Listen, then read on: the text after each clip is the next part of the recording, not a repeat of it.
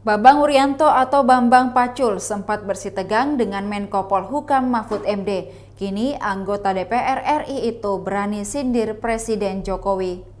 Anak buah Megawati sekaligus Ketua Badan Pemenangan Pemilu DPP PDI Perjuangan sepertinya geram saat ditanya soal money politik yang dilakukan sejumlah kader PDIP. Terkait pertanyaan itu, Bambang Pacul lantas tiba-tiba singgung aksi Presiden Joko Widodo dan sang cucu Jan Etes yang membagi-bagikan amplop untuk masyarakat di Solo.